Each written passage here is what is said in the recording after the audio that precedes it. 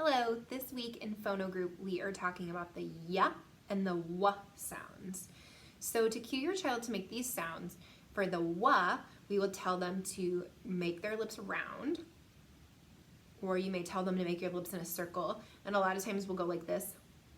Sometimes you can also take your hand and kind of make a cup and help them by tactily pulling their lips out, or doing something like this to help them round their lips a little bit for that w sound. Sometimes even just telling them that they need to stick their lips out or make a kissy face, w, can help them to do that too. So it really just depends on your kid and what cues work for them and which ones don't. So you might have to play around a little bit and see which ones help them to make their mouth ready for that sound. The other sound we're working on is the y sound. So what we do for that sound is a lot of times we will tell kids to pull their lips back or make a little smile. We also sometimes use the cue to start with the E sound, because E and Y actually have a lot of the same positioning with your mouth and your tongue. So sometimes we'll say yes to get the Y sound out of them. So that is one cue that you can do. But again, a lot of times just telling them to pull their lips back a little bit will help them get that Y sound a little bit better. So some activities that you could do this week, you can go on a scavenger hunt for things that are yellow, so you can hide things around the house that you already know are yellow, or just kind of go for a hunt and label all the things that you find that are yellow. You could also look for things that are white. So, you know, pick maybe one color at a time, and then once they're starting to do that really well, you can maybe have them search for white and yellow at the same time. You can also do things if you have any unicorn games or play with a unicorn. Even just throwing these Beanie Babies back and forth is really fun. And every time they have to say unicorn, or I caught the unicorn, or my turn to have the unicorn.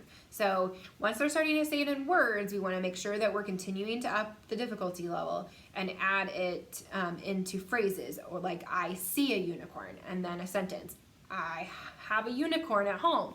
Something like that to make it a little bit more complicated. You could also do something with a walrus if you have any stuffed walruses at home.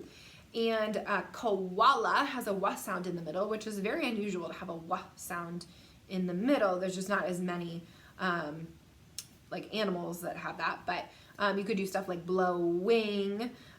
So there are some W's in the middle of words, just not as many.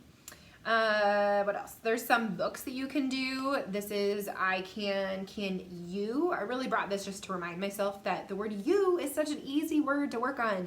So even just playing a game, any kind of board game you have at home, have your child say your turn, okay? Or who won? I won.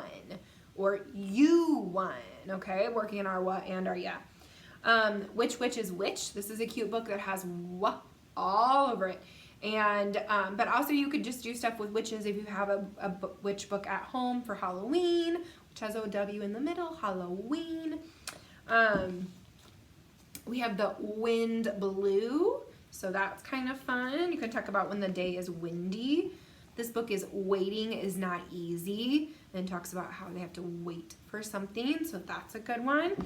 And then this one is Yummy Yucky. And so this is another activity that you could do with your kids, is just talk about what kinds of foods they like. Maybe play with some pretend food and talk about whether they think it's yummy or yucky. You could make a stew and put different things in it and talk about whether it's yummy or yucky. Or you could read a book called Yummy Yucky. This one's very well loved, clearly. Yeah, so I think that that's pretty much all I have for you. Hopefully this will help you to cue your child a little bit more. Again, if you have any questions, let us know. Thank you. Bye.